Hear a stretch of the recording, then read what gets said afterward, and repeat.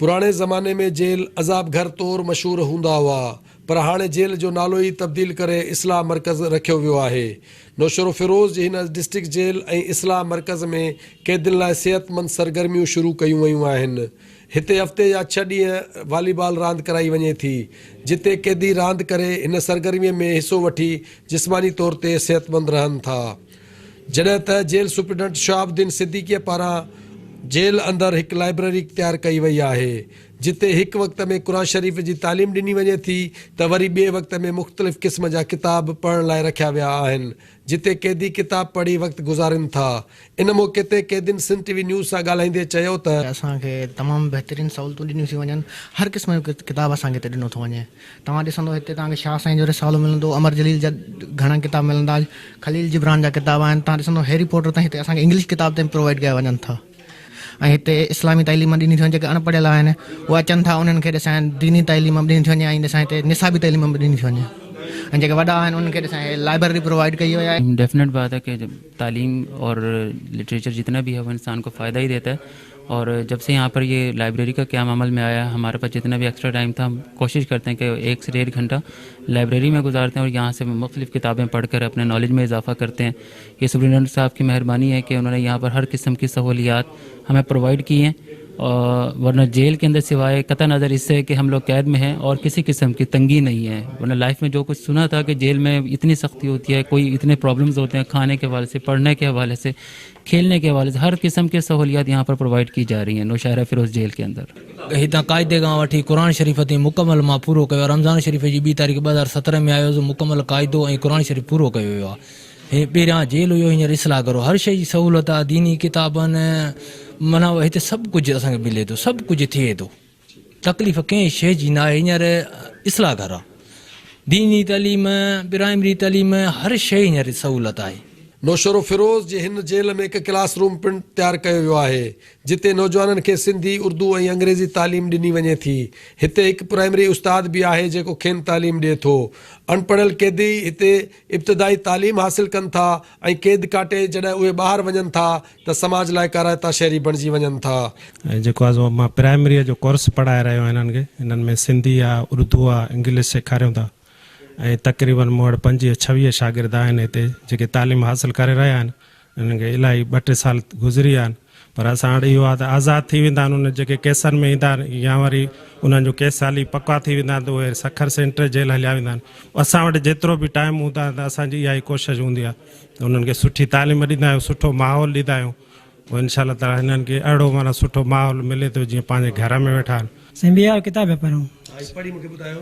बिस्मिल्लाहिर्रहमानिर्रहीम। सबक़ 5 सिज उभर खां उभरंदो आहे, सिज ओलह सां असां हर तरफ़ सोजरो थी वेंदो आहे, सिज लहण सां ऊंदहि थी वेंदी आहे। राति जो ॾिया बतियूं ऐं बल्ब ॿारबा आहिनि, सिज जे रोशनीअ खे उस चइबो आहे। गीत ॻायूं सदा अॻियां तंहिंजे सिर्फ़ु निमायूं सदा उपायो आहे, जंहिं सारो जान कयो पैदा ज़मीन आसमान, पखी जीत माण्हू मीरूं बेशुमार, सिज चंड तारा हज़ार हज़ार, हवा बाह पाणी ज़रूरी शयूं।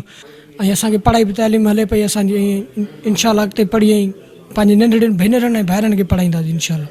त तव्हां केतिरे अरसे खां हिते आहियो? असांखे 8 महीना थी विया। अच्छा, हाणे तव्हां केतिरो पढ़िया आहियो? असां तक़रीबन हिसाब सभु हींअर सिखी आया आहियूं। हिसाब सिंधी या सिंधी अल्फ़ाबेट जेका आहे उहा 52 अखरी उहे तव्हां पढ़ी चुका आहियो? जी जी हा बिल्कुलु। तव्हां छा ॾिसो हींअर पढ़ो पिया, माना हीअ तव्हां राइटिंग माना घणो पढ़ियल हुयो पहिरियां तव्हां? साईं पहिरियों मां रुॻो सिर्फ़ु हिकिड़ो दर्जो पढ़ियल आहियां। हिकिड़ो दर्जो पढ़ियल? जी हा। हाणे हिते तव्हां केतिरो माना अॻिते इंप्रूवमेंट करे विया आहियो? हिते तक़रीबन त हाणे में 2 दर्जे वारे ताईं मां पहुची वियो आहियां इंशाअल्लाह। साईं मां ॿाहिरि कुझु बि न पढ़ियल, हिते कुझु पढ़ी वियो आहियां।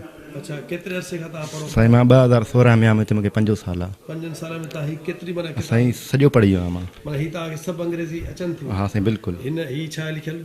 साईं डुक लिखियलु आहे माना बदक। बदक। ऐं हीअ छा लिखियलु आहे? साईं सिपरो लिखियलु आहे माना झिरकी। हिन जेल अंदरि 268 कैदी आहिनि, जिन खे सिहत जूं सहूलियतूं ॾियण लाइ हिकु डॉक्टर जो हुजणु तमामु घणो ज़रूरी आहे, पर गुज़िरियल 2 महीननि खां हिते को बि डॉक्टर न आहे। फ़क़ति डिस्पेंसर मौजूदु आहिनि जेके बीमार कैदियुनि खे ॾिसनि था।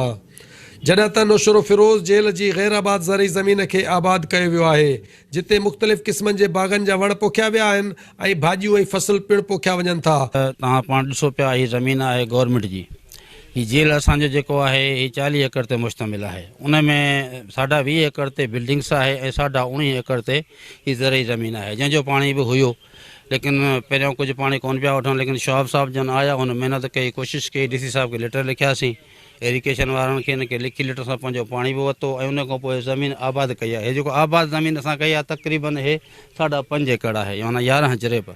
उन में तव्हां ॾिसो था मुख़्तलिफ़ क़िस्मनि जूं भाॼियूं आहिनि जेके साम्हूं तव्हां पाण ॾिठियूं आहिनि, जो उन में गोभी आहे, वाङण आहे, धाणा आहिनि, बसर आहिनि, असांखे चवां टमाटो लॻायो आहे, मुख़्तलिफ़ क़िस्मनि जूं भाॼियूं आहिनि। उन खां अलावा हे कणिक आहे 4 एकड़ ते तक़रीबन, हे सरियों जो फ़सुलु साम्हूं बीठो आहे। छो इन जे अलावा हे साम्हूं वण बीठा आहिनि छा, जेके तक़रीबन 2 एकड़नि ते मुश्तमिल आहे, बाग़ लॻारायो आहे। साईं जन जी पंहिंजी ज़ाती मदद पंहिंजे पाण ते, स्टाफ वारनि जी बि कोशिशूं आहिनि, हिन में स्टाफ जी महिनत बि आहे। सभ खां वधीक इहो क्रेडिट असांजे सुप्रीम साहिब ॾे वञे थो, जंहिंजे कोशिशनि सां हुन असांखे शौर ॾियारियो त ज़मीन अॻु में बि ही पई चई। उन में बाग़ में लीमू जा वण आहिनि तक़रीबन सर 17 हिकिड़ी लाइन में आहिनि, तक़रीबन 250 वण आहिनि। उन में लीमू बि आहे, गिरेट बि आहे, नारंगी बि आहे, मिठड़ी बि आहे, अंब बि आहे, खजी बि आहे, ज़ैतून बि आहे। इहे सभु मुख़्तलिफ़ क़िस्म जा मेवे जा वण आहिनि।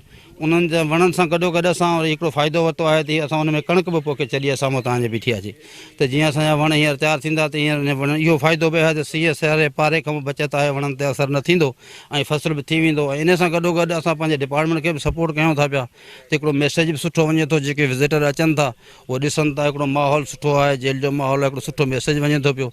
मजमूई तौर ते नौशरो फिरोज़ जी डिस्ट्रिक्ट जेल ऐं इस्लाह मर्कज़ में इंतज़ामिया पारां कैदियुनि खे ख़ुशगवार माहौल ॾियण ऐं बहितरीन तरीक़े सां वक़्तु गुज़ारण लाइ जोगा बंदोबस्त कया विया आहिनि। Jail superintendent Shahabuddin Siddiqui Sindh TV news सां ॻाल्हाईंदे चयो त असां कैदियुनि लाइ हिते स्पोर्ट्स जी फैसिलिटी रखियूं आहिनि।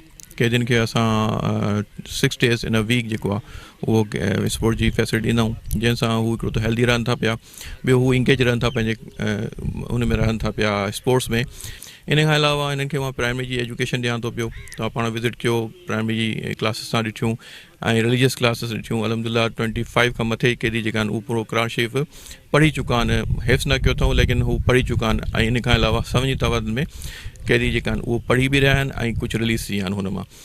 इन खां अलावा लाइब्रेरी जी फैसिलिटीज़ ॾिनियूं आहिनि। हींअर तव्हांजी तवसत सां बि मूंखे काफ़ी बुक्स मिलियूं आहिनि, तव्हांजी महिरबानी।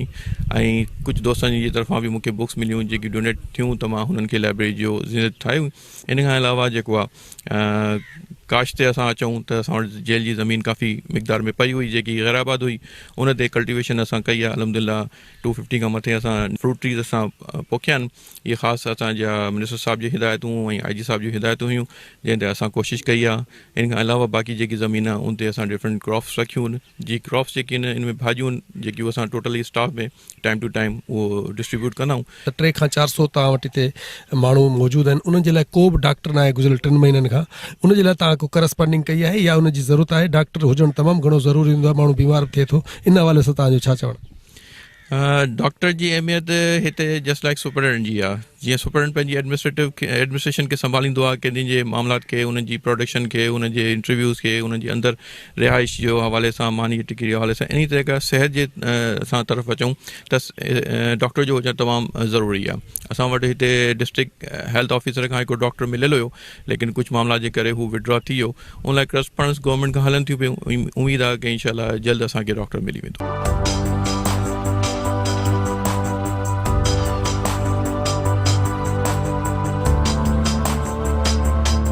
नौशरो फिरोज़ जी जेल में जेके बि सहूलियतूं थी सघनि थियूं असां कोशिशि कई आहे त भरपूर नमूने सां उहे कैदियुनि खे फ़राहम कई वञनि त जीअं उहे पंहिंजो वक़्तु जेको आहे उहो सही तरीक़े सां यूटिलाइज़ करे सघनि। कैमरामैन सनाउल्ला सां गॾु राणा शेर मोहम्मद, सिंध टीवी न्यूज़, नौशरो फिरोज़।